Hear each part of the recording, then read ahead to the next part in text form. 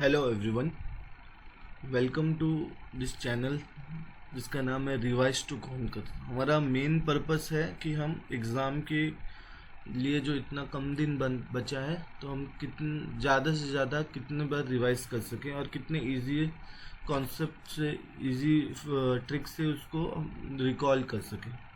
तो आज से हम शुरू कर रहे हैं एक नई सीरीज़ जिसका नाम है लूसेंट जीके रिवीजन, जिसमें कि मैं आपको 25 डेज में के अंदर ही आपको पूरी लूसेंट जनरल नॉलेज की बुक रिवाइज कराऊंगा। इसके लिए हम हर दिन मैं कुछ टॉपिक कवर करूंगा और वीडियोज डेली सुबह 7 बजे अपलोड की जाएगी। आज का जो टॉपिक हम शुरू करने जा रहे हैं वो है इंडियन पॉलिटी, जिसमें हम इंडियन पॉलिटी के इम्पोर्टेंट एस्पेक्ट को समझेंगे। ये सीरीज़ स्पेशली तैयार की गई है यूपीपीएससी के कुछ एग्ज़ाम्स के लिए, या आप आईएएस के एग्ज़ाम के लिए भी देख सकते हैं, क्योंकि इसमें हम बेसिकली पुरानी ईयर्स के जितने भी क्वेश्चंस आए हैं वो सब कवर करेंगे। तो ये किसी भी कॉम्पिटिटिव एग्ज़ाम में, चाहे एसएससी हो, आरआरबी हो, कोई भी एग्ज़ाम हो, उन सब के लिए काम आएगी। तो इंश्योर करिए कि आप लोग आएंगे और रोज़ इस जर्नी का हिस्सा बनेंगे। तो विदाउट टाइम वेस्ट किए हम फटाफट स्टार्ट करते हैं और रिवाइज करते हैं टू कॉन्कर। ठीक है, तो हमारा जो फर्स्ट आज हमारा एम है वो पॉलिटी के कुछ टॉपिक्स ख़त्म करना। तो इसमें जो सबसे पहला क्वेश्चन है टॉपिक है वो कॉन्स्टिट्यूशनल डेवलपमेंट।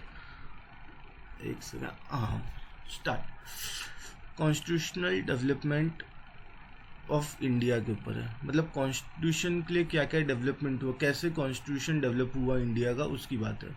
तो ये हमारा जो पहले ईस्ट इंडिया कंपनी से स्टार्ट होके ब्रिटिश रूल कब आया से लेके हमने अपना कब कॉन्स्टिट्यूशन बना, उसमें बेसिकली सब चीज़ों के बारे में क्वेश्चन आ सकते हैं।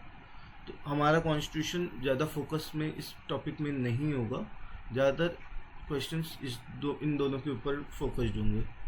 ठीक है, क्योंकि हमारे कॉन्स्टिट्यूशन को कई सारे पार्ट्स में डिवाइड करके आगे क्वेश्चन को पूछ लेंगे एग्जाम में। तो डेवलपमेंट कैसे हुआ इस जर्नी से यहाँ तक का वो इसमें देखेंगे। तो पहला क्वेश्चन है which of the following exercised the most profound influence in framing the Indian constitution. इसमें से किसका सबसे ज़्यादा इन्फ्लुएंस रहा है इंडियन कॉन्स्टिट्यूशन को बनाने में। हमारा कॉन्स्टिट्यूशन ब्लेंड है बहुत सारी चीज़ों का, जैसे यूएस से, आयरलैंड से लिया गया है, ऑस्ट्रेलिया से लिया गया है, जर्मनी से लिया गया है, यूएसए से लिया गया है, यूके से लिया गया है।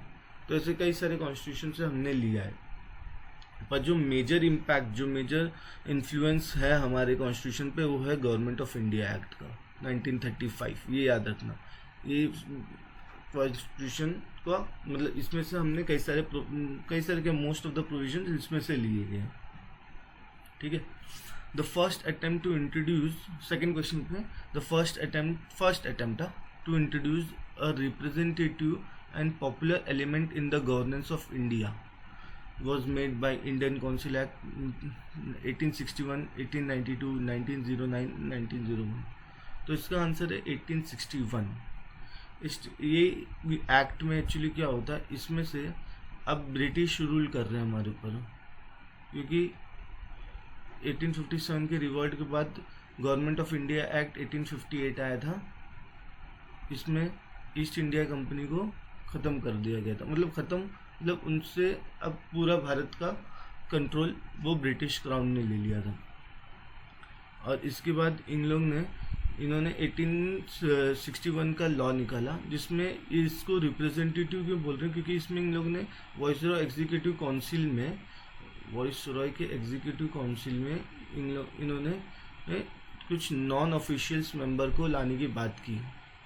ठीक है, इसलिए इसमें तो नॉन ऑफिशियल मेंबर ज़्यादातर कौन होंगे, इंडियंस होंगे। तो इसके लिए इसको रिप्रेजेंटेटिव एंड पॉपुलर एलिमेंट, जो क्योंकि पॉपुलर अब इंडियंस आने के चांसेस स्टार्ट हो गए, इसलिए फर्स्ट अटेम्प्ट है, अभी आए नहीं है, आने में भी टाइम लगेगा। कब आएंगे, 1909 में फर्स्ट इंडियन आएंगे इस एक्ट में, पर अब हम आगे देखेंगे, नहीं तो कन्फ्यूजन हो जाएगा। ठीक है, एक मिनट में इसको इरेज कर देता हूँ पहले।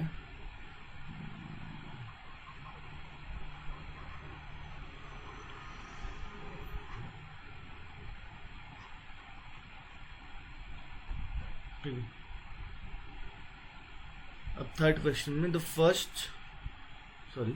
विच of the following act introduce communal electorate in India. Communal electorate introduce करने वाला एक बंदे का जो इम्पोर्टेंट नाम है वो है लॉर्ड मिंटो। ठीक है, इनको बोलते हैं फादर ऑफ कम्युनल इलेक्टोरेट। तो इनका जो एक्ट आया था वो था 1909 इंडियन काउंसिल एक्ट 1909 में। इसमें इन्होंने क्या किया था, सेपरेट इलेक्टोरेट दिया था मुस्लिम्स के लिए।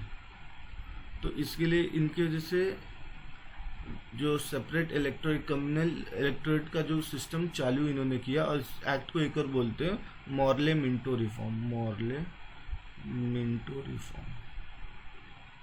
ठीक है, ये इंपॉर्टेंट है एक्ट, कई जगह पूछ सकते हैं। और इसी एक्ट के टाइम पे वाइसरॉय एग्जीक्यूटिव काउंसिल में सत्येंद्र प्रसाद सिन्हा लॉ मेंबर बन के वाइसरॉय एग्जीक्यूटिव काउंसिल को ज्वाइन किया था उन्होंने। मैं लिख देता हूँ। तो वाइसरॉय एग्जीक्यूटिव काउंसिल में जो फर्स्ट मेंबर आया ना एग्जीक्यूटिव काउंसिल में,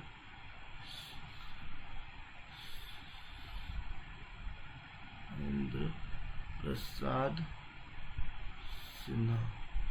ठीक है, ये फर्स्ट मेंबर है वाइसरॉय एग्जीक्यूटिव काउंसिल में, एज अ लॉ मेंबर आए थे। ठीक है, अब फोर्थ पे आ जाते हैं। इसमें देखो एक दो चीजें, असर्शन और रीजन पूछा है। रीजन, इन दोनों में रिलेशन होना चाहिए। इस जो असर्शन जो स्टेटमेंट वो बना रहा है उसका रीजन ये होना चाहिए। कभी कभी ये हो सकता है कि ये स्टेटमेंट भी सही हो, ये स्टेटमेंट भी सही हो, पर ये इसका रीजन ना बनता हो। तो इसमें अलग अलग ऑप्शन है, जैसे both A and R are true and R is correct explanation of A. तो मतलब कि इसका ये असर्शन का रीजन सही है, मतलब दोनों रिलेटेड है। इसमें देखो not a correct explanation of A, तो कभी कभी दोनों स्टेटमेंट सही होंगे पर आर उसका रीजन नहीं होगा उस स्टेटमेंट का। ये एक स्टेटमेंट देता है वो, और इस स्टेटमेंट को पूछता है कि ये इसका कारण है ऐसे। ठीक है, तो हम इसको रीड कर लेते हैं पहले।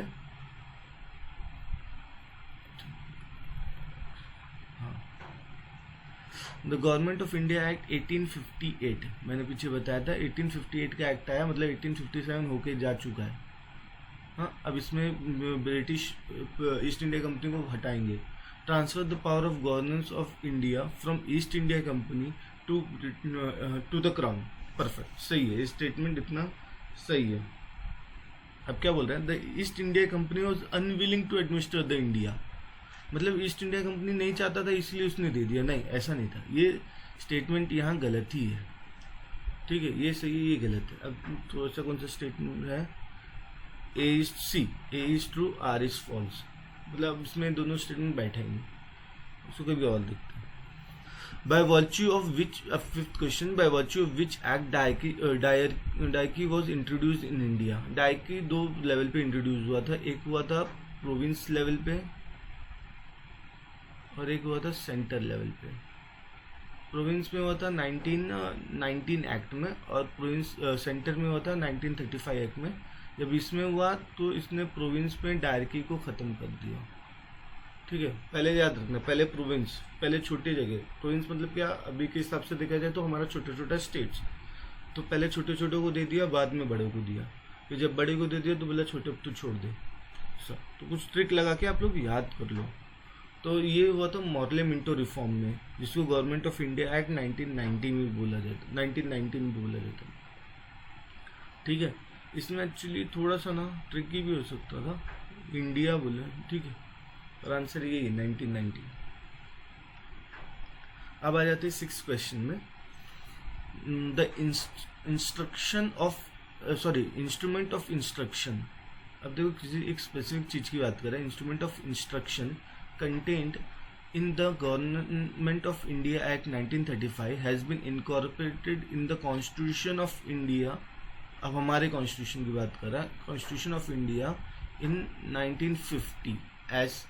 अच्छा, ये एक इंस्ट्रक्शन था, इंस्ट्रूमेंट ऑफ इंस्ट्रक्शन था, गवर्नमेंट ऑफ इंडिया एक्ट 1935 में था। इसको हमारे कॉन्स्टिट्यूशन में लिया गया है। तो पूछ रहा है किस नाम से अब लिया गया, क्योंकि अब हमारा कॉन्स्टिट्यूशन पार्ट्स में डिवाइडेड है। फंडामेंटल राइट्स इंस्ट्रक्शन है। ठीक है, ये इंस्ट्रक्शन, फंडामेंटल राइट्स इंस्ट्रक्शंस तो नहीं है। ठीक है। फिर directive principle of state policy ये हो सकता है। अगर इसको ऐसे भी सॉल्व करना चाहे कि क्या होगा, तो चलो एक बार के लिए इसको छोड़ देते हैं। फिर फंडामेंटल ड्यूटीज़, पहली बात तो fundamental duties 42nd constitutional amendment 1976 में। इसको ये जो ईयर याद करने का ट्रिक है कि 4+2, 42nd है ना, 4+2 तो 6 होता है। और वैसे 44th का अगर याद करना चाहे ना, 44th का कॉन्स्टिट्यूशनल अमेंडमेंट का, तो 4+4 तो 8 है, तो वो हुआ था 1978 में। ये अच्छा ट्रिक है याद करने का। कभी कभी यूपीएससी इसका कोई भी एग्जाम इसका ईयर बदल के दे सकता है, तो आप उससे भी ट्रिक सही कर सकते हो। तो ये तो हो ही नहीं सकता, सॉरी, फंडामेंटल ड्यूटीज तो चांस ही नहीं। एमरजेंसी प्रोविजन कोई इंस्ट्रूमेंट ऑफ इंस्ट्रक्शन नहीं है, ये एक चीज़ है ना डीपीएसपी, ये इंस्ट्रक्शन है किसको, स्टेट के लिए कि भाई ये काम करना है तुम्हें, ठीक है। ये इंस्ट्रक्शन हमारे कॉन्स्टिट्यूशन मेकर ने स्टेट को दिया है। फंडामेंटल राइट्स हम इंजॉय करते हैं, ये तो बाद में, ये कोई ऐसा इसके लिए कोई स्ट्रिक्ट प्रोविजन नहीं है, पर अब इसके डिपेंडेंट लॉ बन जाते हैं। और इमरजेंसी प्रोविजन तो एक अलग ही सिस्टम है पूरा, जिसमें बहुत कुछ चेंजेस आ जाते हैं, ठीक है। अब 7th क्वेश्चन में आते हैं। The Government of India 1935 was based on the principle of, इसमें फेडरेशन की बात हुई थी, इसमें डायरेक्टली आया था सेंटर में, सेपरेट इलेक्टोरेट आया था वुमेन, लेबर और एससी कास्ट के लिए। और इसमें कुछ एक इम्पॉर्टेंट चीज़ हुई थी, जो फेडरल कोर्ट ऑफ इंडिया बना था 1937 वाला, जो बना 37 में। इसमें इसी एक्ट के थ्रू बर्मा को सेपरेट किया गया था 1937 में, ठीक है। तो इसमें हम तो ये क्या बोलता है, द प्रिंसिपल ऑफ फेडरेशन। अब चलो ये आंसर है, ठीक है, पर हम दूसरा देखते हैं। The principle of succession of British Indian province, succession of British नहीं, ऐसा कुछ भी नहीं। एक्सेप्टेंस ऑफ आइडिया ऑफ, नहीं ये भी नहीं, आइडिया ऑफ कॉन्स्टिट्यूंट असेंबली का तो क्रिप्स नेशन से स्टार्ट होगा, तो ये नहीं, ये भी नहीं। हम एक डी क्वेश्चन, डी क्या है, डी भी चेक ही कर लेते हैं ना, डी नहीं, सॉरी डी नहीं है, ठीक है। फिर आंसर ये है, ठीक है। The principle of federation and parliamentary system, ये इसके बेस्ड है। हाँ मिल गया। अब क्वेश्चन नंबर 8 पे आ जाते हैं। The monopoly of Indian trade of East India Company was abolished, खत्म करने की बात कर रहा है। तो ईस्ट इंडिया ट्रेड का ना 2 पार्ट में एबॉलिश हुआ था, ट्रेडिंग फैसिलिटी मोनोपोली। एक था 1813 चार्टर एक्ट में, चार्टर एक्ट 1813, इसमें ना मोनोपोली खत्म हुई थी, पर 2 चीज़ में नहीं हुई थी। एक मोनोपोली खत्म हुई, पर ट्रेड टी के ट्रेड में रख दिया था, और ट्रेड विथ चाइना, चाइना में भी बोला था रहो, बाकी सब में ख़त्म कर दी थी। पर जब 1833 आया, ये चार्टर एक्ट ही है, चार्टर एक्ट 1813, तो सारी मोनोपोली खत्म कर दी, ठीक है, सारी मोनोपोली, अब एक भी मोनोपोली नहीं है। तो मोनोपोली खत्म होने का मतलब ये नहीं है कि वो ट्रेड नहीं कर सकते, इसका मतलब है कि अब और भी लोग आएंगे। मोनोपोली मतलब और भी लोग, पहले तुम अकेले ही थे, अब और भी प्लेयर्स आएंगे, वो भी करेंगे, किसी के ऊपर कोई रिस्ट्रिक्शन नहीं है, तुम्हारे पास कोई ऐसा राइट नहीं है, ठीक है। तो 1813 ने पूरा नहीं खत्म किया था, तो ये नहीं है। रेगुलेटिंग एक्ट तो कंट्रोल था, ये भी नहीं है, ये सब तो छोड़ दो। इसमें तो उनका प्रोविंस पूरा खत्म, पर मोनोपोली इसमें खत्म होती completely. Consider the following act: Regulating Act, Charter Act, Quits India Act, and Indian Council Act. Which is the correct chronological sequence of these acts? Regulating Act सबसे पहले आया, क्योंकि इसने ही ब्रिटिश ईस्ट इंडिया कंपनी पे control बनाने की शुरुआत की। पिट्स इंडिया एक्ट एक स्पेशल एक्ट है, क्योंकि पिट्स से पी याद रखो आप लोग, तो जो भी ईस्ट इंडिया कंपनी की जो पोजीशन था वो ब्रिटिश पोजीशन हो गया, इसी एक्ट से पी से पोजीशन चेंज हुआ। फिर चार्टर एक्ट, इसके सबके बाद चार्टर एक्ट आने लग गया, और इसके बाद ये, मतलब 1 2 3 4 ही सही आंसर है, बस क्रोनोलॉजी पूछ जाए, ठीक है। अब 10th क्वेश्चन में आ जाते हैं, जो ऑब्जेक्टिव ऑफ मॉन्टेग्यू चिल्मसफोर्ड रिफॉर्म, ये कौन सा है। अब आ जाते हैं हम लोग क्वेश्चन नंबर 10 में, ऑब्जेक्टिव ऑफ मॉन्टेग्यू चिल्मसफोर्ड रिफॉर्म। ये जो रिफॉर्म है इसके बेस पे था गवर्नमेंट ऑफ इंडिया एक्ट 1919 वाला, अरे 1919 वाला, ठीक है। तो इसमें इसका ऑब्जेक्टिव पूछा है। इसमें एक चीज़ जो हुआ था वो डायरकी स्टार्ट हुआ था प्रोविंस में। पेन क्यों नहीं चल रहा है? यहाँ पर मैंने लिखा ना, डायरकी प्रोविंस पे स्टार्ट हो गई थी, ठीक है। तो इसमें क्या ऑब्जेक्टिव क्या ऑप्शन दे रहा है? To give power to local, ये कभी पॉसिबल है? अंग्रेज हमको पावर देने की कोशिश करेंगे? कभी नहीं, ठीक है। To establish dyarchy at the province, yes, ये हुआ था। प्रोविंस में डायरकी स्टार्ट किया था इसने, बराबर है। फिर to extend the extension of provincial government, ये भी इसने किया था, ठीक है। क्योंकि डायरकी का एक इम्पैक्ट ये भी है, तो ये और ये चीज़ हुई थी, तो आंसर है ये। अगर ऐसे भी देखा जाए ऑप्शन ही रीड करें तो 1 कैंसिल, 1 है तो गलत, 1 है तो गलत, ठीक है। फिर दूसरा 11th क्वेश्चन क्या है? Consider the following with reference to the provision of government of India Act 1935, ठीक है। अभी गवर्नमेंट ऑफ इंडिया एक्ट 1935 की बात करें। Establishment of all India federation, मैंने कहा था फेडरेशन की बात कर ही रहा है, परफेक्ट है वो, ठीक है। फिर provincial autonomy with a government responsible to elected legislature, ये भी सही है। Redistribution of province and creation of 2 new province, ऐसा कुछ भी नहीं हुआ था, 3 नहीं हुआ था, तो इसका आंसर है 1 and 2। इसमें प्रोविंस को प्रोविंशियल ऑटोनॉमी दी गई थी, और उनके यहाँ जो इलेक्टेड रिप्रेजेंटेटिव होगा वो गवर्नमेंट जो होगी रिस्पॉन्सिबल होगी इलेक्टेड रिप्रेजेंटेटिव। फिर 12 with reference to colonial period of India, trade monopoly of East India Company was ended in 1833, perfect, ठीक है। सेम क्वेश्चन पूछा था ना इसके ऊपर। The monopoly of Indian trade of East India Company, देखो इसमें ना एक ट्रिक है, इंडियन ट्रेड, ये क्वेश्चन गलत है हमारा। इसका सही आंसर होगा ये,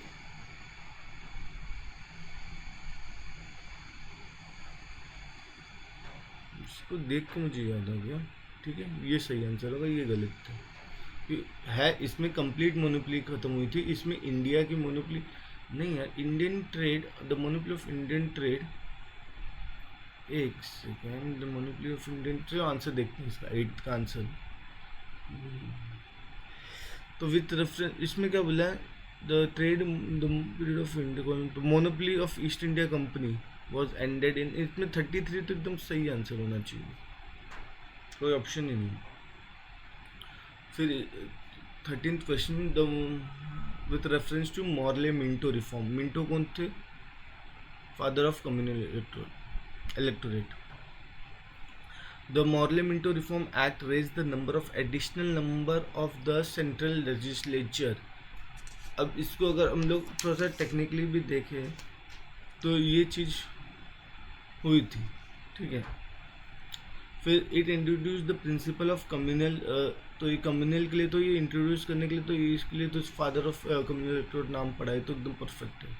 तो इसमें अगर ऑप्शंस के साथ चलते हैं जिसमें 2-3 ऑप्शन होगा, तो ये गया अपना option. It empower the legislation to discuss budget and to move resolution on it, ये भी हुआ था, सही है। तो इसका आंसर है सी। क्या क्या किया था?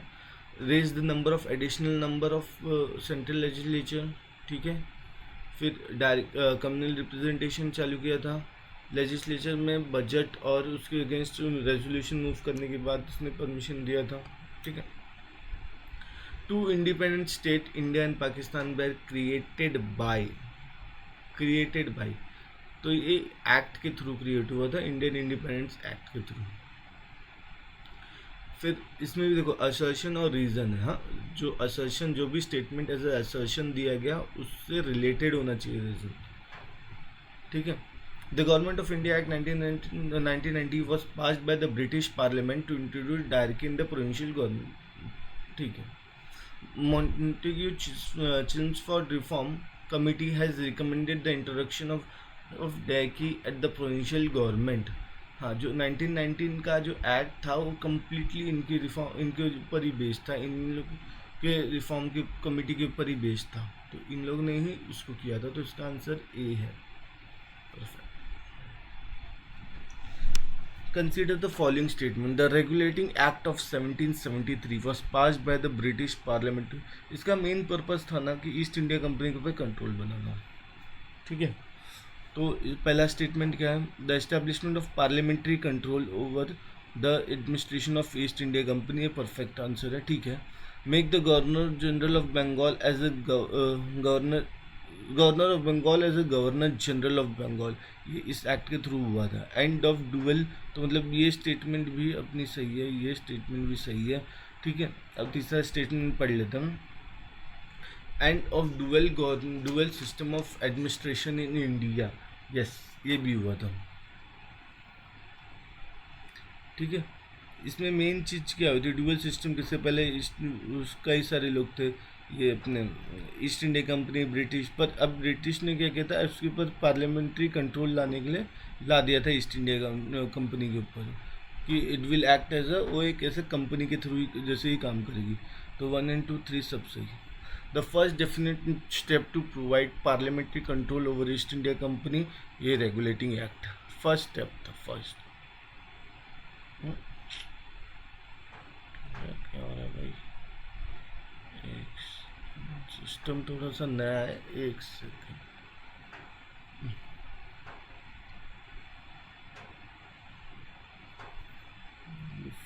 फर्स्ट डेफिनेट, चलो उसको देखेंगे बाद में। The Montagu Chelmsford report form the basis of 1990 government of India 1990 act, मैंने बताया।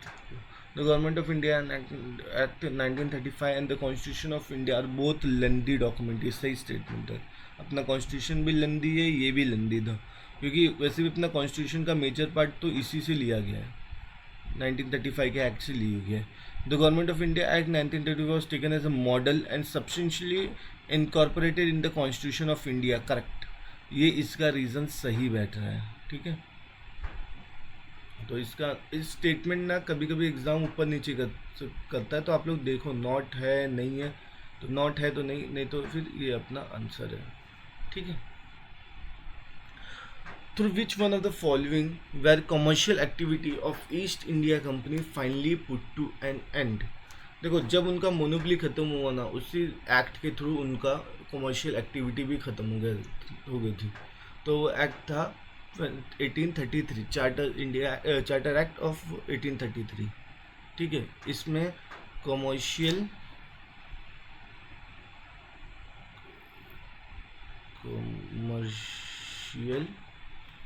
और मोनोपोली दोनों खत्म हो गए थे, दो के दोनों खत्म, उनसे एक्ट में कंप्लीटली खत्म 1833 के एक्ट में, ठीक है।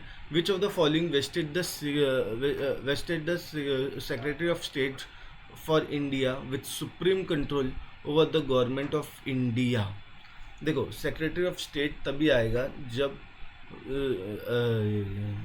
जब ईस्ट इंडिया कंपनी कम्प्लीटली ख़त्म हो चुकी होगी, ठीक है। ईस्ट इंडिया कंपनी कम्प्लीटली कब ख़त्म हुई? गवर्नमेंट ऑफ इंडिया एक्ट 1858 में। अरे सब हुआ क्योंकि 57 का रिवॉल्ट हुआ था। फाइल लिख, 1857 का रिवॉल्ट हुआ था। तो जब अब देखो एक्ट में देखो दिमाग से, ये चांस ही नहीं है। 1858 ठीक है।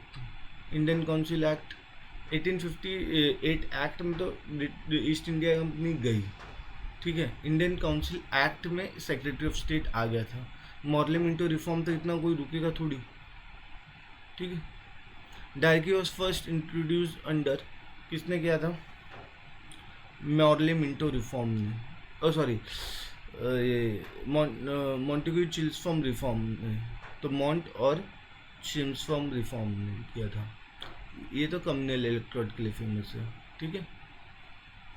एक बार देखो, इसमें कम्युनल इलेक्ट्रोड स्टार्ट हो गई, ये स्टार्ट था कम्युनल इलेक्ट्रोड, ये सब लोगों ने इसको एक्सटेंड ही किया, जैसे 19 के एक्ट ने मॉन्टेग्यू चिल्सफॉर्म रिफॉर्म ने एक्सटेंड किया है, किसको, क्रिश्चियंस को किया था, सिख्स को किया था, ठीक है, और एंग्लो इंडियंस को किया था,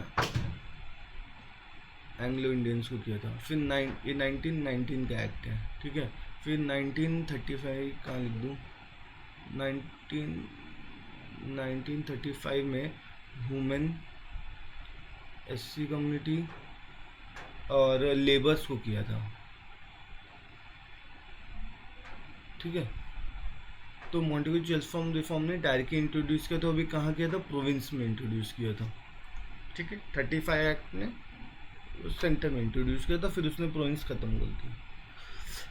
विच of the following were the main feature of government of India act, अब आप लोग खुद ही बता दो। Separation of introduction of separate electorate for Muslim, नहीं, ये किसने किया था, हमेशा लॉर्ड मिंटो ही कम्युनल इलेक्टोरेट के फादर है, तो 1909 के एक्ट ने किया था इस चीज़ को, ठीक है। तो ये चांस ही नहीं है, खत्म। अब ऑप्शन में मार्क करते चलते हैं। देखो ऑप्शन भी रीड करो, कभी कभी यहाँ इनकरेक्ट, अभी यहाँ करेक्ट बोला है तो ये गया, ठीक है। अब 2 बचा, devolution of legislative authority by the centre, मतलब सेंटर ने जब डायरेक्टली इंट्रोड्यूस हो रही है तो कुछ दो, एक रिजर्व, एक ट्रांसफर सब्जेक्ट दिए जाएंगे, तो अपने सेंटर कुछ तो अपनी अथॉरिटी दे रहा है ना उसको, प्रोविंस को, तो ये ठीक है।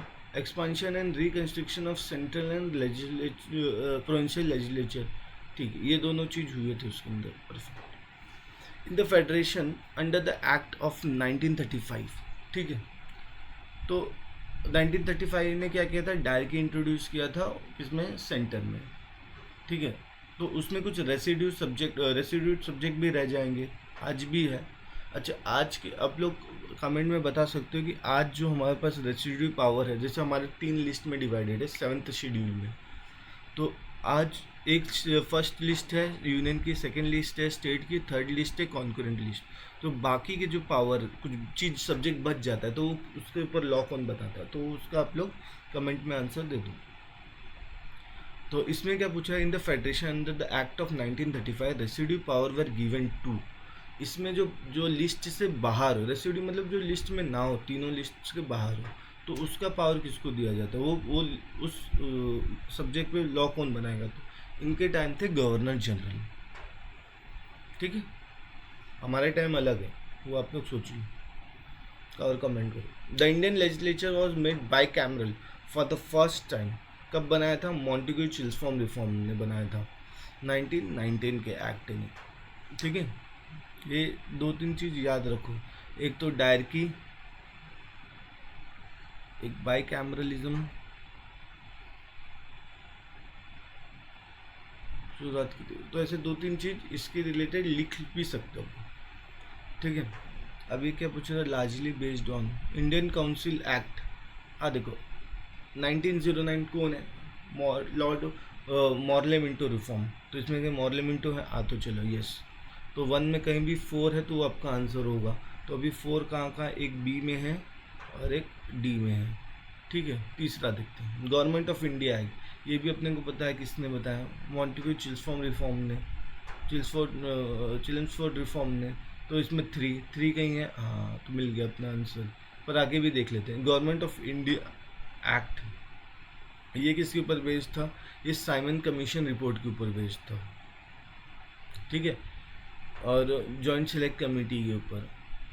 फिर इंडियन इंडिपेंडेंस है, ये तो अपने को पता है लॉर्ड माउंटबेटन के उस पर, ठीक है। तो मैं अगर इसको मार्क भी कर दूँ कि ये वाला चीज़ इसको जाता है और ये वाला चीज़ इसको जाता है, ठीक है, ये गलत आंसर है, अपना आंसर सही सेकंड वाला है। अब 27th question, which of the following is correct, the Nehru report has advocated the inclusion of fundamental rights in the constitution of India, ठीक है, ये सही बात है, नेहरू रिपोर्ट ने एडवोकेट किया था। तो अगर इसको क्या क्या गलत है, the Government of India referred to fund, नहीं, इन लोग कुछ नहीं करेंगे, इन लोग अपने फंडामेंटल राइट्स बात करेंगे। The August offer included fun नहीं, द क्रिस्प मिशन नहीं, फंडामेंटल राइट्स नेहरू रिपोर्ट में थी 1928 की, ठीक है। Which of the following was describe by the Jawaharlal Nehru as charter of slavery, तो उसको उन्होंने गवर्नमेंट ऑफ इंडिया एक्ट को बोला था चार्टर ऑफ स्लेवरी, क्योंकि अपने को जब उसमें ज़्यादा फैसिलिटी चीज़ें जब दिक्कत होगी तो हम ऐसे ही बोलेंगे ना उसको, तो जवाहरलाल नेहरू ने बोला था, कभी एग्जाम में आ सकता है। In which year did the parliament adopted Indian constitution, अब ये भी बताना पड़ेगा तो फिर दिक्कत है, ठीक है। इसका आंसर बताऊं, 52 तो नहीं, 50, ठीक है। 26 जनवरी 1950। अब आ जाते हैं विच एक्ट, मार्क कर देता हूँ, which act introduce direct at the centre, simple है, कई बार बता चुका हूँ, 35। Which was not a member of cabinet mission, ठीक है। कैबिनेट मिशन के ये कहाँ पहुँच गया भाई,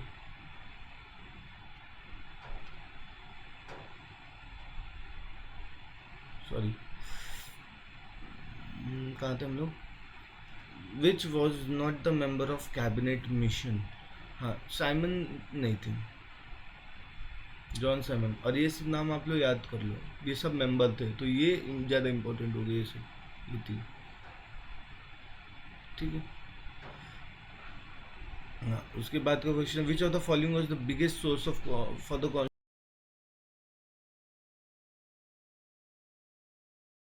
ये फर्स्ट स्टार्टिंग में बताया था 35 एक्ट बिगेस्ट सोर्स था, तो इसका आंसर है बी। अब इधर जो, तो Constitution of India came into force on, अब ये भी, the Supreme court of India was set up by, देखो ये इंपॉर्टेंट क्वेश्चन है, तो सुप्रीम कोर्ट ऑफ इंडिया जो सेटअप हुआ था वो रेगुलेटिंग एक्ट के थ्रू सेटअप हुआ था 1773 का, और किसी एक्ट के थ्रू नहीं, रेगुलेटिंग एक्ट, याद रख लो एकदम। The distribution of power between the center and the state in the constitution based on the scheme provided by the, देखो अपना कॉन्स्टिट्यूशन जो भी है लगभग गवर्नमेंट ऑफ इंडिया एक्ट 1935 को ठोक के आ जाओ, कुछ नहीं हुआ, ठीक है, क्योंकि ये हमारे कॉन्स्टिट्यूशन की बात कर रहा, हमारे कॉन्स्टिट्यूशन ने बहुत सारा चीज़ ये कॉन्स्टिट्यूशन से उठाया है, और सॉरी यार इधर नहीं, इधर से उठाया है, ठीक है। Which of the following are the principal feature of government of India 1990? क्या क्या है, डायरेक्टी, दो चीज़ मैंने भी रिसेंटली लिखा था, डायरेक्टी और बाइकैमरलिज्म, यहाँ देखो ऊपर, कम से कम इतना तो याद कर लो, 1990 में डायरेक्टी स्टार्ट हुई थी प्रोविंस के लिए, बाकी फिर देखेंगे। Introduction of dietary in the executive government of province, देखो मिल गया ना अपने को एक चीज़, वन तो सही हो गया, अब ऑप्शन में देखो वन कहाँ है, नहीं है, उसको उड़ा दो, ठीक है। Introduction of separate electorate for Muslim, नहीं, ये मैंने मुस्लिम के लिए कई बार बोल चुका हूँ कि 1909 में किया था, लॉर्ड मॉर्ले मिंटो ने किया था, Lord Minto father of communal electoral, तो 2 जिसमें उसको भी काट दो, चलो गया भाई। अब बचता है 2, devolution of legislative authority by the centre to province, ये पीछे भी सेम क्वेश्चन था, यस, ठीक है, ठीक है। और ये पूछा किसने, यूपीएससी ने पूछा है 2012 में। The Indian independence bill receive the royal assent on, ये एक इम्पॉर्टेंट क्वेश्चन क्यों है, क्योंकि हमको इस दिन से इंडिपेंडेंस मिल गया, तो जुलाई 18, 1947 से मिला है, ठीक है। अब आ जाते हैं, अब हाँ क्वेश्चन नंबर 8 में मैं डाउट था ना, बी, 8 का आंसर बी है, हाँ तो ठीक है, चार्टर एक्ट 1813 में, पर ये मेन चीज़ है, ये आप लोग याद रखना कि कौन सा टी के साथ कब था, कम्प्लीटली ख़त्म कब हुआ, तो कम्प्लीटली ख़त्म 1833 में हुआ, 1813 में इंडिया में ख़त्म हुआ, बट ट्रेड इन टी चालू था, ट्रेड विद चाइना भी चालू था, ये तो कभी ख़त्म, ये 20 साल के बाद ही ख़त्म हो गया, ठीक है। अब हमारा एक टॉपिक हो गया, अब नेक्स्ट टॉपिक पे आ जाते हैं, कॉन्स्टिट्यूएंट असेंबली। कॉन्स्टिट्यूएंट असेंबली में कुछ चीज़ बहुत ईजी है, पर अपने को समझना पड़ेगा थोड़ा थोड़ा। पहला क्वेश्चन क्या है, who was the chairman of union power community of the constituent assembly, तो यूनियन की पावर कम्युनिटी का चेयरमैन कौन था कॉन्स्टिट्यूएंट असेंबली में, तो वो थे पंडित जवाहरलाल नेहरू। ठीक है। what was the basis for constituting the constituent assembly? क्या इसमें क्या बेसिस पे इसमें जो कॉन्स्टिट्यूट किया था कॉन्स्टिट्यूंट असेंबली वो क्या बना था? तो उसका जो आंसर है वो है कैबिनेट मिशन प्लान 1946 का। ठीक है। इस जिसके जो मेंबर्स थे वो स्टेफर्ड क्रिप्स थे, एवी अलेक्जेंडर थे, पैट्रिक लॉरेंस थे। ये आपको ऊपर मिल जाएगा, कहाँ था? हाँ, पैट्रिक लॉरेंस, स्टेफर्ड क्रिप्स, एवी अलेक्जेंडर, ये कैबिनेट मिशन। ठीक है। इसकी वजह से हमको कॉन्स्टेंट बेसिस बना। ठीक है, ग्राउंड द हाँ द कॉन्स्टिट्यूशन ऑफ, अरे ये क्या क्वेश्चन है बार बार, ये बहुत टफ क्वेश्चन है। हाँ ये देखो इसमें डिफरेंस है, अडॉप्टेड की बात की इसलिए इम्पोर्टेंट, अच्छा क्वेश्चन था। The constitution of India was adopted on, हमने कब अडॉप्ट किया? 50 में, 26 जनवरी 1950, राइट? नहीं, रॉन्ग है। हमने अडॉप्ट किया था 26 जनवरी 1949 को ही, प्रीएम्बल में ये डेट लिखी हुई है। ठीक है। फोर्स में, कंप्लीट फोर्स में आ गया वो 26 जनवरी 1950 में, पर अडॉप्ट हमने कर लिया था। अडॉप्ट और फोर्स में आना अलग चीज़ है। Who presided over the first meeting of the Indian constituent assembly? ये इंपॉर्टेंट है। ठीक है, इसका आंसर है सच्चिदानंद सिन्हा। ये फर्स्ट मीटिंग, ये टेम्परेरी प्रेसिडेंट बने थे, क्या बोलते हैं उसको, स्पीकर।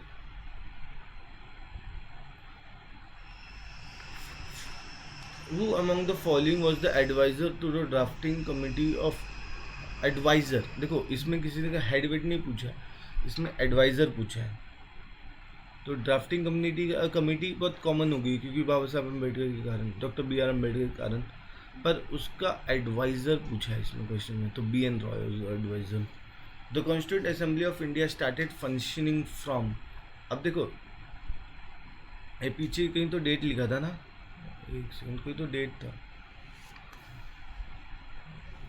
हाँ देखो इसमें हमको इधर ये क्वेश्चन है, रिसीव द हमको रॉयल एसेंट कब मिला? 18 जुलाई 1947 को मिला। परफेक्ट है। तो हम काम करना कब से चालू कर रहे हैं? हम उससे पहले से काम कर रहे हैं। ठीक है, तो हम काम कर रहे हैं 9 दिसंबर 1946 से। अब क्वेश्चन है who among the following had moved the objective resolution? objective resolution Jawaharlal Nehru ने मूव किया था, पर ठीक है, which form the basis of preamble of the constitution? ठीक है, तो जवाहरलाल नेहरू ने किया था जो बेस, तो इसके बेस्ड प्रियम्बल बनाया अपना। ठीक है,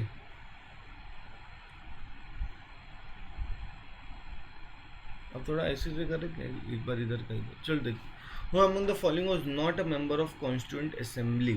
देखो अब कौन नहीं था, ये देखते हैं। जयप्रकाश नारायण नहीं थे इसके मेंबर, सरदार वल्लभ भाई पटेल सबको पता है, आचार्य जेपी कृपलानी भी, के एम मुंशी भी थे।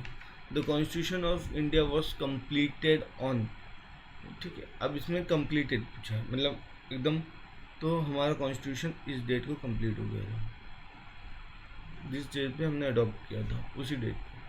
How many session of the Indian constituent assembly were conducted for the formulation of Indian constitution? तो हमारे टोटल 11 सेशन में थे। ठीक है, the first day session of Indian constitution was chaired by doctor Sachchidanand Sinha.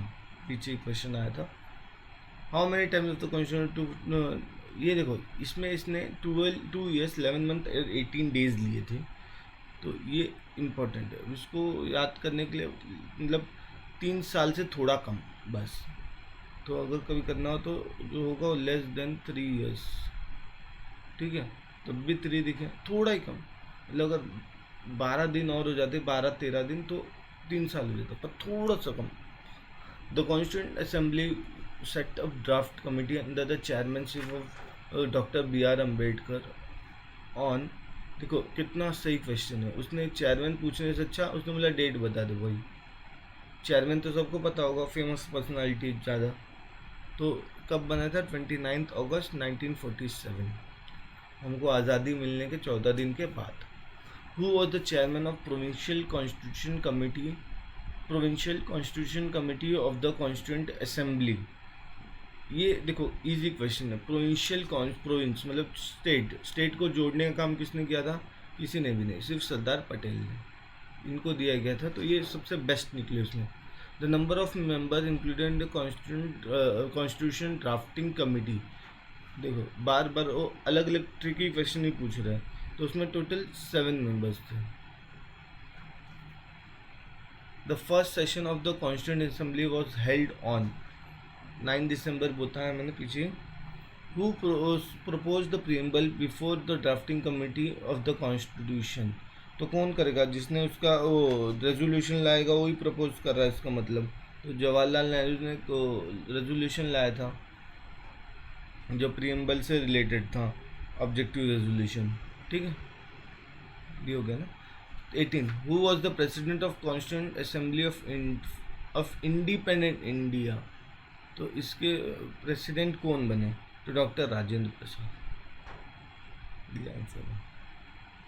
ठीक है, president of constituent assembly of independent India. Deferment of adult franchise for 15 years was advocated in the constituent assembly bye, ये मौलाना आज़ाद। ठीक है, member of constituent, इसमें कुछ explanation ऐसा करने जैसा नहीं, इसलिए चाह रहा हूँ। Member of constituent assembly were elected by provincial assembly. Elected नहीं थे वो डायरेक्टली, पर मतलब ऐसे मतलब पब्लिक से इलेक्टेड नहीं थे। प्रोविंशियल असेंबली जैसे अपने पहले काउंसिल ऑफ वो होता है, जैसे स्टेट लेजिस्लेटिव काउंसिल में जैसे आते हैं वैसे लोग थे, मतलब प्रोविंस से असेंबली वाले इलेक्ट करके इनको भेजेंगे। तो इलेक्टेड थे पर डायरेक्ट नहीं थे, तो डायरेक्ट रिप्रेजेंटेटिव नहीं बोल सकते इनको, इनडायरेक्ट रिप्रेजेंटेटिव बोल सकते हैं। तो elected by provincial assembly, yes सही। Elected by directly by people नहीं, नॉमिनेटेड नहीं, नॉमिनेटेड तो नहीं थे ही नहीं। रिप्रेजेंटेड ओनली बाय प्रिंस, तो फिर कैसे चलता? ये टू फोर स्टेटमेंट ही थोड़ा सा वियर्ड है। तो ये आंसर है इसका ये। ठीक है, who among the following was the chairperson of the drafting committee setup by. अब देखो ये क्वेश्चन इजी है, अब इसको मुझे आपको समझाना भी पड़े तो भी दिक्कत है, क्योंकि who was the chairperson of the drafting committee. Drafting committee क्या करती है? कॉन्स्टिट्यूशन को बनाने का किसकी कमेटी का? Doctor BR Ambedkar.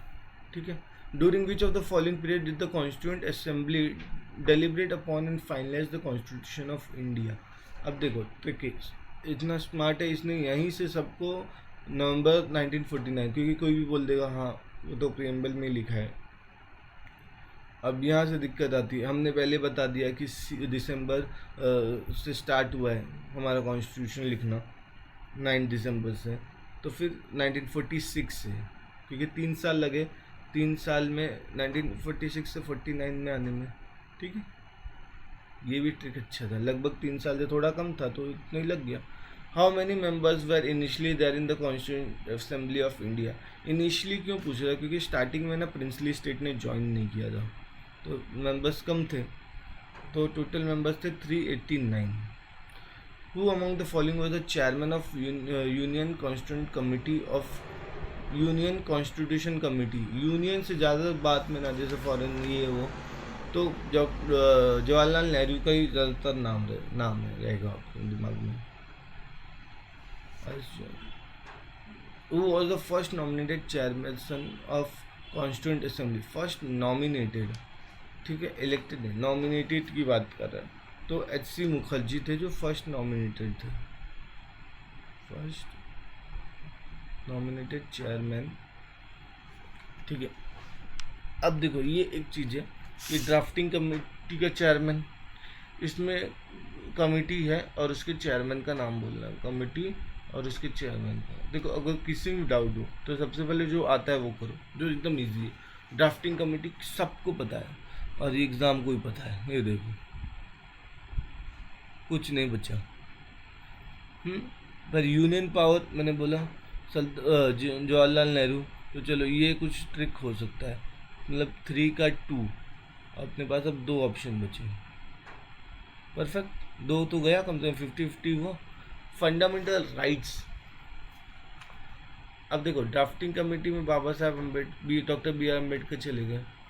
Fundamental rights में और स्टीयरिंग कमेटी, अब दो चीज़ बचा। तो स्टीयरिंग कमेटी जो है वो थी के एम मुंशी की, ठीक है। और फंडामेंटल राइट्स की जो कमेटी थी वो हमारे फेवरेट सरदार पटेल की थी।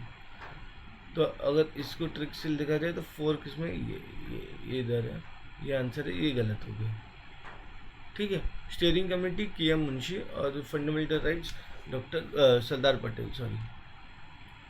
अब थर्ड टॉपिक में आ जाते हैं, सेलिएंट फीचर। अब फीचर की बात करें कि हमारे कॉन्स्टिट्यूशन का फीचर क्या है, सेलिएंट, ठीक है। तो इसको स्टार्ट कर लेते हैं, फटाफट करते हैं थोड़ा सा।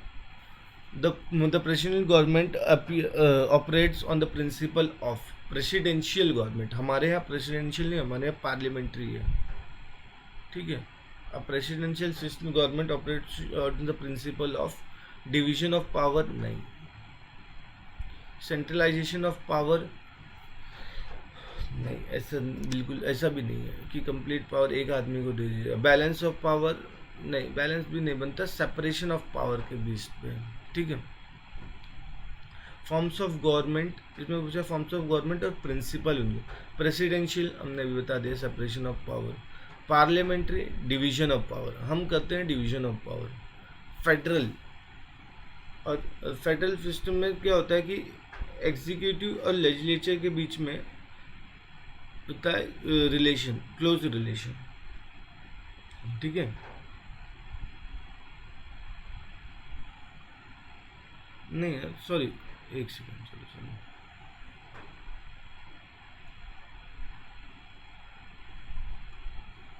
हाँ, पार्लियामेंट्री में क्लोज रिलेशन होगा एग्जीक्यूटिव लेजिस्लेचर में, क्योंकि हमारे जो एग्जीक्यूटिव है ना वो लेजिस्लेचर से चुन के आते हैं। जैसे पीएम, सीएम, ये सब कौन है? सबसे पहले तो ये मेंबर ऑफ पार्लियामेंट है या member of state legislative assembly है, या किसी भी एमएलए है, एमपी एमएलए है, ठीक है। तो ये फेडरल सिस्टम में डिवीजन ऑफ पावर है और यूनिटरी सिस्टम में कॉन्सेंट्रेशन ऑफ पावर है। यूनिटरी मतलब एक सिंगल पर्सन या एक सिंगल अथॉरिटी या एक सिंगल ग्रुप ही रूल कर रहा है, ठीक है। थोड़ा सा यहाँ कंफ्यूजन होगा।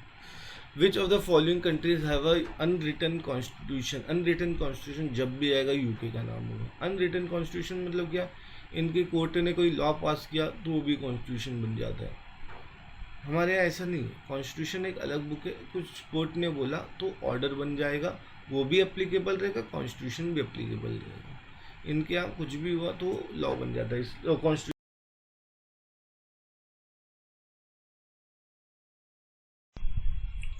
तो इसमें the basic feature of Indian constitution which is not amendable under article 368 are not, पहले तो नहीं, कौन सा आर्टिकल 368 में अमेंड नहीं किया जा सकता। सोवरेनिटी तो किसी भी हाल में अमेंड करने का चांस ही नहीं है। टेरिटोरियल इंटीग्रिटी ये भी नहीं। फेडरल सिस्टम नहीं। जुडिशियल रिव्यू नहीं। तो ये तो आंसर नहीं है, ये आंसर हो सकता है, सही है, ठीक है। दूसरा रहता है sovereignty, territorial integrity and parliamentary. इसमें पार्लियामेंट्री सिस्टम भी नहीं कर सकते ना, ये भी आंसर है। Judicial review and federal system, judicial review कैसे करोगे ना, इसमें भी जुडिशियल रिव्यू नहीं। Sovereignty, territorial integrity, federal system, judicial review and parliamentary system of government. Sovereignty, territorial integrity, federal system, judicial review, parliamentary system. हाँ, तो ये आंसर है क्योंकि इसमें सब कुछ है। देखो ये आंसर है, यस, आंसर डी है क्योंकि इसके अंदर सब कुछ है। The unitary system of government possesses which of the following advantage? Unitary system, ठीक है। Greater adaptability, ओके, ठीक है। दूसरा स्ट्रॉन्ग स्टेट। स्ट्रॉन्ग स्टेट कैसे होगा? सबसे पहले तो सेंटर होगा। नहीं, अगर ऐसे देखा जाए तो स्टेट का दो मीनिंग होता है, एक सेंटर और एक नेशन को भी एक नेशन स्टेट बोल सकते हैं, ठीक है। स्ट्रॉन्ग स्टेट, ठीक है। Greater adaptability, strong state, greater party, जब यूनिटरी सिस्टम है तो greater participation of the people कैसे हो रहा है? नहीं हो रहा है। lesser chance of अथॉरिटेरियनिज्म नहीं, अथॉरिटेरियनिज्म तो ज़्यादा होगा क्योंकि एक पर्सन या कुछ group of person unitary system है तो उसमें यही रूल करते हैं। तो स्ट्रॉन्ग स्टेट सही है। ग्रेटर एडाप्टेबिलिटी नहीं, ये इससे अच्छा तो ये नहीं, स्ट्रॉन्ग स्टेट बेस्ट है। Which of the following country enjoy the federal form of government? एक हम तो एंजॉय करते हैं फेडरल फॉर्म, तो अब इसका सिंपल मतलब हमने फेडरल फॉर्म कहाँ से लिया है? यूएसए से लिया है, क्योंकि वहाँ भी देखो 50 स्टेट बन के एक यूएस से बनता है, यूनाइटेड स्टेट्स उसका नाम ही है। ठीक है। The English crown is an example of real executive नहीं, रियल एग्जीक्यूटिव हमारे देश में कौन है? PM. Nominal executive yes, nominal executive, और इस समय नॉमिनल एग्जीक्यूटिव हमारे देश में कौन है? प्रेसिडेंट है। तो इनके क्राउन में हमारे प्रेसिडेंट में क्या डिफरेंस है? हमारे president sir Republic body, Republic post पे, मतलब इनका कोई हेरिडिटरी पोस्ट नहीं है, ये इनडायरेक्टली इलेक्टेड है पर इलेक्टेड बाय द पीपल है। Quasi real English crown is an quasi real executive नहीं, नॉमिनेटेड नहीं, ये crown nominal executive, real nominal executive. ठीक है। फिर the declaration that democracy is the Government of people bye the people and for the people was made by Abraham Lincoln ने बोला था। ठीक है, याद रखो, कुछ बड़े लोगों की चीजें याद भी रखो। What is government, Gandhi ji definition of Ram Rajya? देखो इसमें देखो फोर्थ उल्टा चले, the absolute power concentrated in the hand of king, ऐसा है? नहीं, राम राज्य ऐसा था भी। The greatest good of all नहीं, the rule as it was during the time of नहीं, ये रूल से कोई लेना देना नहीं है, गलत। इसका simple meaning sovereignty of people based on pure moral authority. ठीक है, ये इसका मतलब है। The most important essential feature of parliamentary form of government, most essential, सबसे देखो feature, most essential feature parliamentary form of government जो हमारा सिस्टम है उससे सोच सकते हैं। सोवरेनिटी ऑफ पार्लियामेंट, पहली बात तो हमारा खुद का वो क्या नाम है, हमारा खुद का पार्लियामेंट सोवरेन है नहीं। जुडिशियल रिव्यू इसकी सोवरेनिटी को इम्पैक्ट करता है। जुडिशियल यदि इसके बनाए हुए लॉ को चेंज कर सकती है, स्टक डाउन कर सकती है, कुछ भी कर सकती है। रिटन कॉन्स्टिट्यूशन एसेंशियल फीचर, और पार्लियामेंट्री फॉर्म में और रिटन कॉन्स्टिट्यूशन में क्या रिलेशन है? ऐसा कुछ जहाँ अनरिटन कॉन्स्टिट्यूशन है वहाँ भी पार्लियामेंट्री फॉर्म हो सकता है, तो ये भी नहीं। ठीक है, तो ये भी नहीं। Accountability of executive to the legislature, yes this is the main, जहाँ एग्जीक्यूटिव लेजिस्लेचर को अकाउंटेबल होगा। हमारे यहाँ इसके लिए टूल क्या है? नो कॉन्फिडेंस मोशन, लिख लो, जगह नहीं, मैं गंदा लिखता हूँ। इंडिपेंडेंट ऑफ जुडिशरी नहीं, इससे भी कोई मतलब नहीं। ठीक है, आंसर हो गया। स्टेटमेंट 1, अब इसमें देखो असर्शन और रिलेशन नहीं है, तो मतलब इन दोनों में कोई रिलेशन हो ना हो कोई फर्क नहीं पड़ता। तो क्या बोल रहा है? The constitution of India is liberal constitution. ठीक है, it provides fundamental rights to individual. ठीक है, अब आप लॉजिक लगाओ कि कॉन्स्टिट्यूशन ऑफ इंडिया लिबरल तो है, no doubt. It's provide fundamental rights to citizen. Fundamental rights क्या लिबरल में कुछ इम्पैक्ट आता है? यस, लिबर्टी देते हैं हम, फंडामेंटल राइट्स हमको ग्रो करने की अपॉर्चुनिटी देते हैं, तो यस ये दोनों रिलेटेड हैं। Both the statement are individual true and 2 is the correct explanation of A. इसमें असर्शन और रिलेशन नाम नहीं लिखा था, स्टेटमेंट 1 और स्टेटमेंट 2, पर क्वेश्चन आंसर में हमें इस फॉर्मेट में ही दिया। ठीक है, At which of its session did the Congress officially accepted the socialist pattern of society?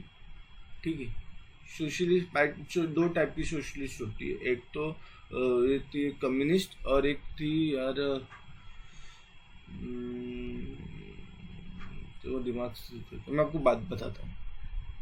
ठीक है, तो हमने कांग्रेस ने अपने अवार्डी सेशन ऑफ 1955 में सोशलिस्ट पैटर्न ऑफ सोसाइटी के बारे में सोचा।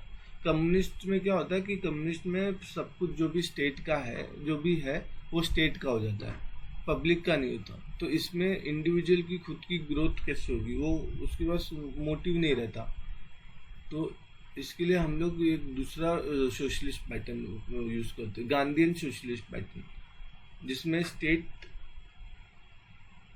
रिसोर्स को कंट्रोल नहीं करेगा, स्टेट अपॉर्चुनिटी को देगा जो उसके जिसके लिए पास वो अपॉर्चुनिटी नहीं पहुंच रही है। जैसे रिजर्वेशन, ये सोशलिस्ट पैटर्न है, तो स्टेट उसमें हेल्प करेगा। तो कांग्रेस ने अपने आबादी सेशन 1955 में officially socialist pattern of society को एक्सेप्ट किया था। The Indian polity which in Indian polity which one is supreme? Supreme देखो, जब भी बात होगी तो हमारा कॉन्स्टिट्यूशन ही सुप्रीम हो, नो डाउट, चाहे कोई भी क्वेश्चन हो। In Indian polity the executive subordinate to judiciary, ऐसा सबऑर्डिनेट नहीं है। यूनियन कमीशन, इलेक्शन कमीशन नहीं, यूनियन पब्लिक, इसमें तो कोई लेना देने नहीं। सबऑर्डिनेट टू लेजिस्लेचर है, क्यों? क्योंकि they are the people direct elected by the people, common mass. तो ये डायरेक्ट रिप्रेजेंटेटिव है हमारे, तो कोई भी पोस्ट हो तो वो हम इससे छोटा ही होगा, ठीक है। Which of the following statement about the federal system in India correct? Are correct, yes are, ठीक है। तो पहला पॉइंट है the constitution introduce a federal system as the basic structure, ठीक है। There is a strong admixture of the unitary, yes, इसका सबसे बड़ा एग्जांपल है, मतलब इसमें बोल रहा है कि हमारे कॉन्स्टिट्यूशन में यूनिटरी फीचर का भी मिक्सचर है। तो इसका सबसे बड़ा एग्जांपल है इमरजेंसी, ठीक है। Both the union and state legislature of sovereign, ये बताओ सोवरेन है कि नहीं? सोवरेन होगा तो कल बोल देगा कि मुझे अपने मन से निकलना है, मुझे ये करना है, कुछ भी करना है। स्टेट लेजिस्लेचर नहीं बोल सकता, नहीं, wrong. The legislative, financial and judicial power have been divided between union and its unit. हाँ ठीक है, ठीक है। तो आंसर बना क्या बना? Which one is the correct? 1 2 3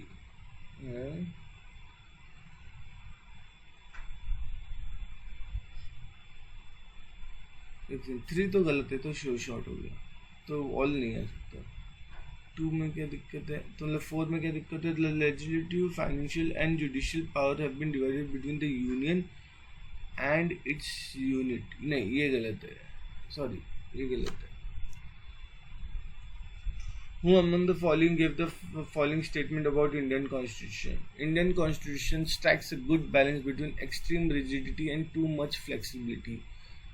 ये एक स्टेटमेंट है, तो ये स्टेटमेंट किसका है वो पूछा। ये एक स्टेटमेंट है अलेक्जेंड्रो विक्स, वियर्ड नाम, ठीक है।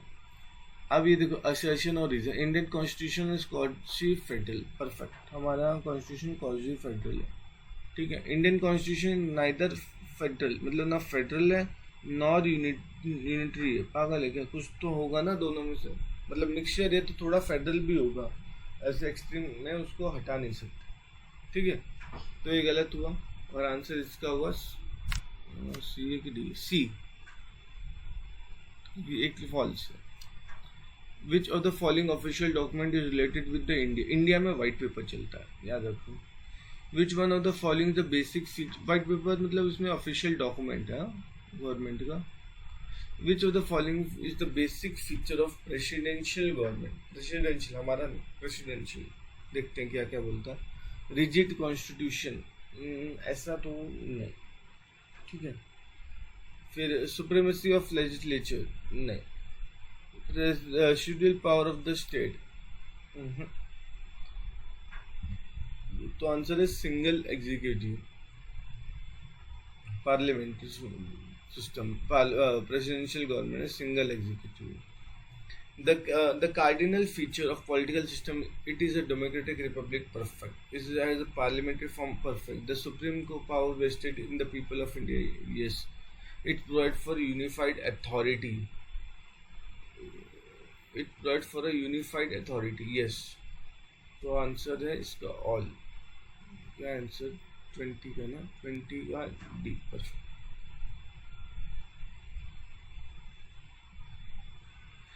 Where was the concept of written constitution first brought? ये सब काम यूएस से कर सकता है. ठीक है. Where was the first parliamentary form of government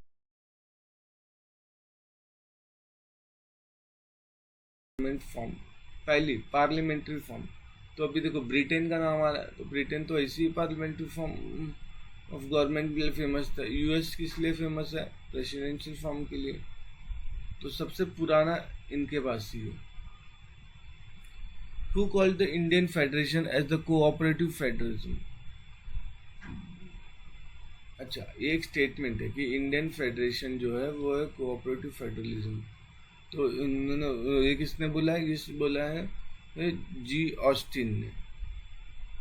the constitution of India is partially rigid, partially flexible. Perfect. D.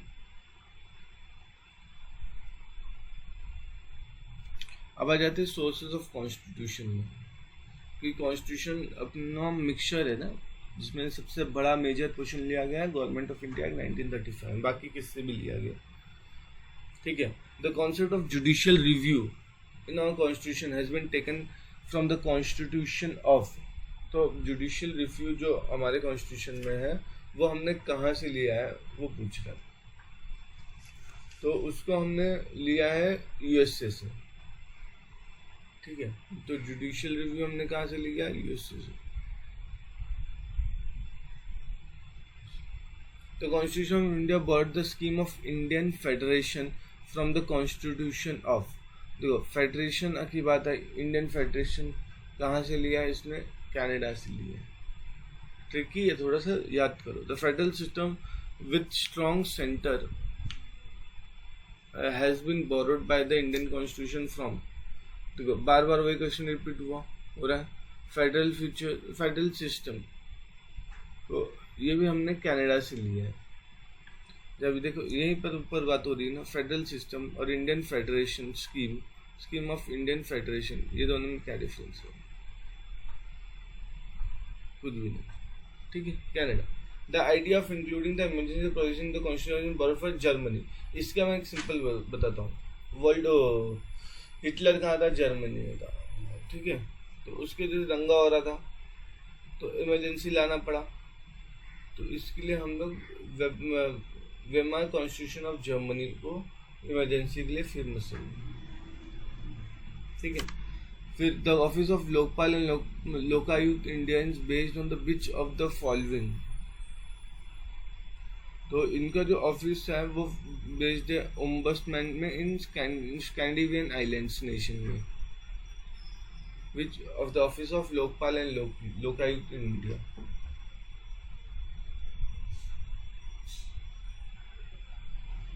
अब नीचे वाला देखो, प्रोविजन ऑफ द कॉन्स्टिट्यूशन और सोर्स की बात करा. डायरेक्टिव प्रिंसिपल हमने आयरलैंड से लिया है. ये लिखे लिया है.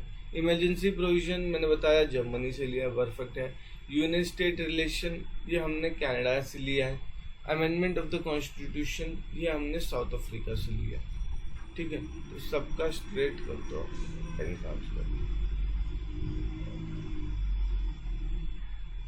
इसका ये, इसका ये, इसका ये, इसका ये.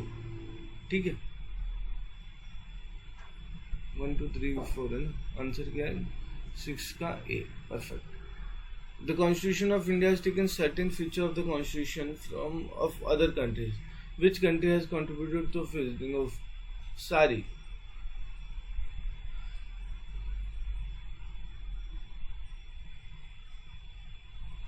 Which of the following was the biggest source of Constitution of 35 Act में बता दिया है. ठीक है. एक लिस्ट और दूसरा लिस्ट बना. India as a union of state with greater power to union. India as a union of state.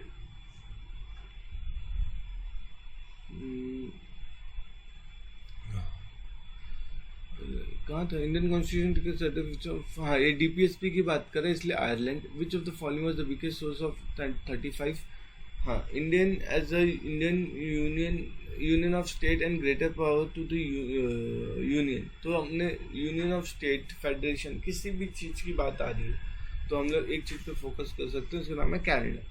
Fundamental rights हम यूएस से लिए हैं। Directive principle of state policy Ireland, concurrent list in the union, ये UK.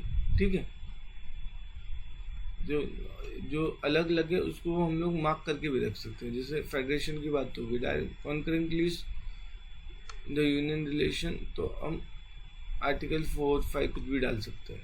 अरे sorry, list में बोल रहा हूँ।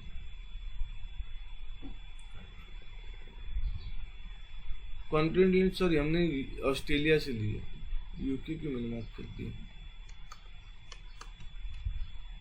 एक सेकेंड, ये हमने कॉन्करेंट लिस्ट हमने ऑस्ट्रेलिया के लिए लिया। अरे यार, ऑस्ट्रेलिया के लिए। अब प्रीएम्बल पढ़ने से पहले हम लोग सबसे पहले ओरिजिनल प्रीएम्बल को ही पढ़ लेते हैं। ठीक है, प्रीएम्बल,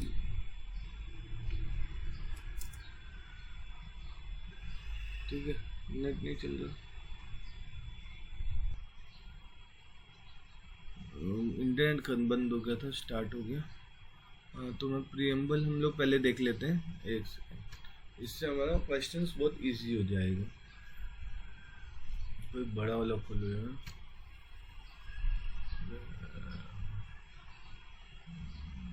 चलो उसमें चले जाते हैं। क्या होगा,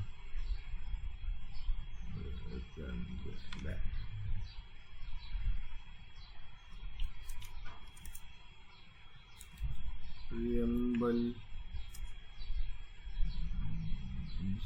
खोलता, इसमें देखो छोटा सा है, पर क्या लिखा है कि we the people of India, कौन दे रहा है, people of India, having solemnly resolve to constitute India into sovereign. सबसे पहले इंडिया सोवरेन रहेगा तब तो आगे बढ़ेगा। सोवरेन रहेगा तो डेमोक्रेटिक प्रोसेस से अपना इलेक्शन लड़ेगा। ये बहुत पुराना कॉन्स्टिट्यूशन लग रहा है यार, ये क्या है, सॉरी, वही डेमोक्रेटिक देख के तभी मुझे लग गया था ये क्या है। हाँ, ये है परफेक्ट, ये अपना नया चाहिए। We the people of India having solemnly resolve to constitute into sovereign. Sovereign रहेगा इंडिया, अपना डिसीजन खुद लेगा, सोशलिस्ट रहेगा और सेक्युलर रहेगा। तो इसको याद मैं कैसे करता हूँ, SDR, तो इसको इसमें लिख नहीं सकते ना, हाँ ठीक है, जाने दो।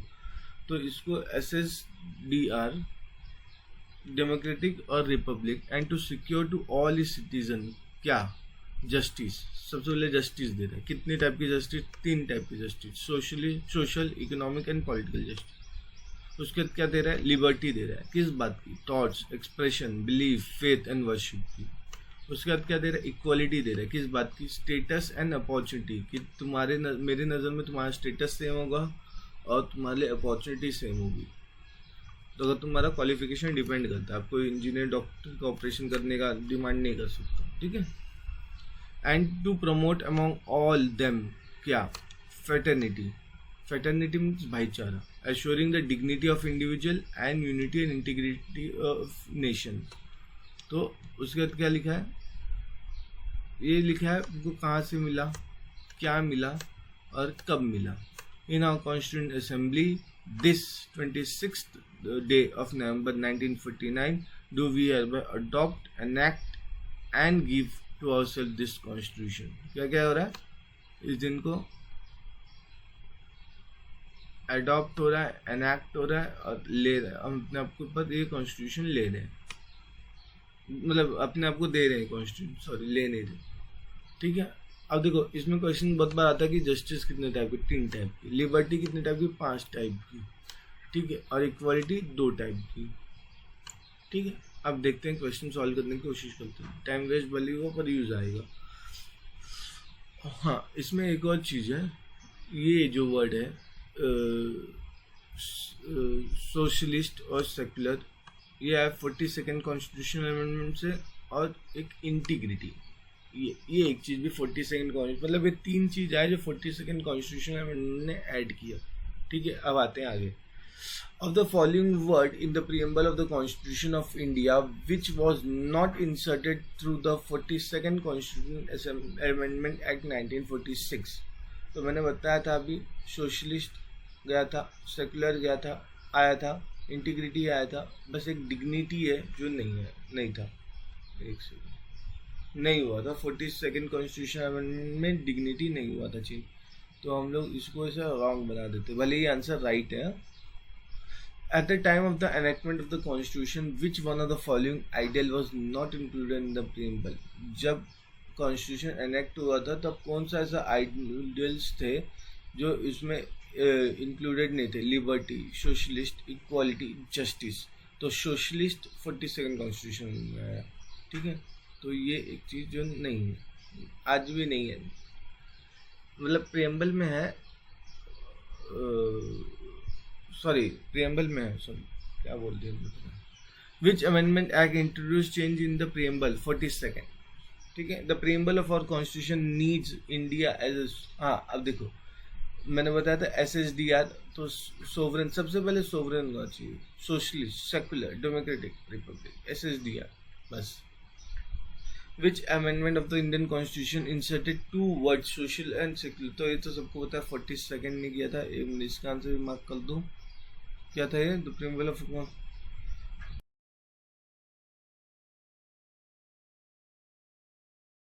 क्वेश्चन है, for which one of the following judgement of supreme court of India Kesavananda Bharati case versus state of India case is considered to be landmark judgement? तो उसके लिए केशवानंद भारती का जो मेन फीचर था, जो मेन काम हुआ था, उसमें हुआ था बेसिक स्ट्रक्चर डॉक्ट्रिन के ऊपर काम हुआ था, बेसिक स्ट्रक्चर की बात हुई थी फर्स्ट टाइम। तो इसमें द रिलीजन का तो मैटर था ही नहीं, अबॉलिशन ऑफ नहीं, कॉन्स्टिट्यूशन ने कर दिया। Right to life and liberty can not be suspended under any circumstances, इसके ऊपर भी नहीं था ये। The basic structure of the constitution, yes, can not be change, basic structure तो चेंज नहीं होगा। ठीक है, in which amendment the word socialist, secular, unity and integrity of nation आया था 42nd? Consider the following word socialist, which of the that which choose the response that gives the correct in the preamble, that gives the correct sequence होगा I think so in the preamble। तो इसमें हमारा simple था SSDR, सब छोड़ दो, क्या था SSDR। सबसे पहले तो भारत को सोवरेन होना पड़ेगा, तो अब इसमें सोवरेन का है 3 मिल गया SS, तो कहीं फिर सोशलिस्ट फिर सेकुलर है। ठीक है, yes. The ideals and objective outline in the preamble of the constitution can have been further elaborated in fundamental rights. अच्छा, directive principle of state policy, directive principle of state policy, fundamental, yes C answer है। सब में जरूरी थोड़ी ना कि एक ही टॉपिक में फंडामेंटल राइट्स को एलोबरेट करके रख दिए, सब में 9 का सी आंसर है। Which among the following correct expression of the term secular? Secular हमारे लिए कौन सा है? हमारे लिए नहीं, सेकुलर एक्चुअली देश के लिए, हमारा देश सेकुलर है क्योंकि देश के नज़र में कोई भी रिलीजन बड़ा छोटा नहीं है। तो क्या है, इंडिया हैज़ मैनी रिलीजन, नहीं इससे कोई मतलब नहीं है। इंडिया हैज़ रिलीजियस फ्रीडम, हाँ ठीक है, तो भी उससे सेकुलर का थोड़ा सा भी रिलेटेड है, पर ज़्यादा नहीं, थोड़ा सा related. To follow the religion depends upon the will of one individual, perfect, ठीक है, पर इस सेकुलर का डेफिनेशन में नहीं बैठ रहा। There is a no religion of state in India, yes, ये सेकुलरिज्म के डेफिनेशन में फिट बैठ रहा है। ठीक है, which one of the following describe the term secular, describe India as a secular state? Fundamental rights, describe, तो preamble एक है जिसमें खुल के लिखा गया, एक पूछा है, नहीं तो अगर इनहेरेंट मतलब इम्प्लिसिट पूछा होता तो इसमें एक्सप्लिसिट पूछा, इसलिए प्रियम्बल में। ठीक है, उसके बाद विच of the following liberty is not, liberty कितने टाइप की थी? 5 थी। लिबर्टी ऑफ अगर इसमें हम लोग देखें, liberty of thought, belief, expression, देखो liberty of thought, expression, belief, faith and worship, 5 type की है।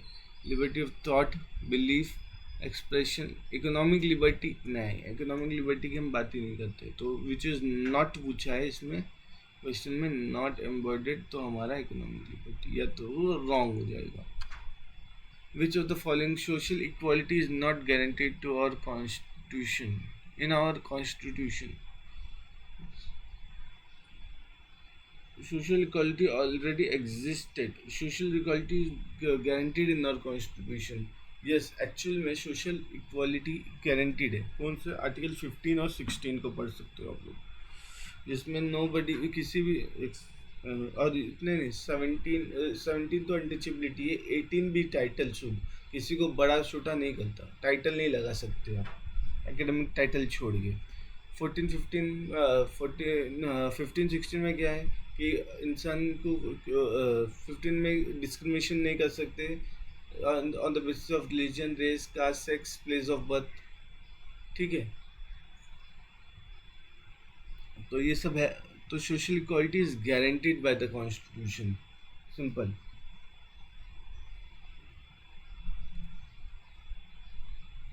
Which one of the following word was not included in the preamble of the constitution? Integrity not included. अभी बोले बताया हो तो fix है, the preamble of the constitution did not include the term, क्योंकि ये टर्म आया था 42nd कॉन्स्टिट्यूशन में 1976 में, तो इंटीग्रिटी नहीं था। Sorry, integrity, socialist, secular, 3 word नहीं थे, 1 2 3, ठीक है।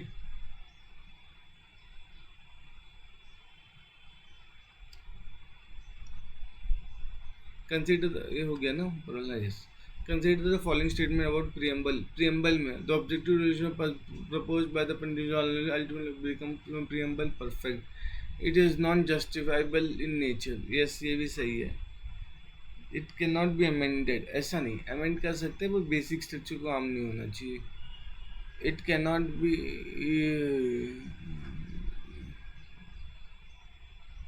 it cannot override the specified provision of the constitution। तो इसमें क्या क्या नहीं कर सकता, ऑब्जेक्टिव रेजोल्यूशन का पार्ट है, यस। जुडिशियल नेचर नहीं, ट्रू। अमेंडमेंट किया जा सकता है, ठीक है। It can not override the specific provision of the constitution, किसी भी प्रोविजन है कॉन्स्टिट्यूशन का उसको ओवरराइड नहीं कर सकता, ट्रू। तो आंसर है 1 2 4।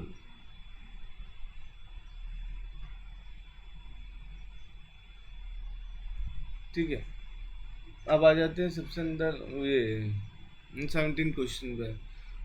What was the exact constitutional status of India on 20, मतलब उस टाइम हमारे क्या स्टेटस, सोशलिस्ट, सोवरेन, सेक्युलर और T2 छोटो सा। तो हमारा कॉन्स्टिट्यूशनल स्टेटस था सोवरेन डेमोक्रेटिक रिपब्लिक, क्योंकि सोशलिस्ट और सेक्युलर 1976 में आया, तो वो नहीं था 42nd अमेंडमेंट के साथ। The word secularism was instituted, ये तो अपने को पता है 42nd constitutional amendment. Indian constitution does not declare India as a secular state, declares India as a secular, this means religious worship is allowed, religious worship are patronized, एक second, religions are patronized by the state, नहीं, ये दोनों गलत है। The state regards religion as a private affair and of the citizen and does not, ये perfect है, correct। The preamble of the constitution declare India as the sovereign democratic Republic, socialist democratic Republic. Preamble क्या define करता है अपना, simple SSDR, sovereign socialist secular democratic Republic, हो गया, ठीक है।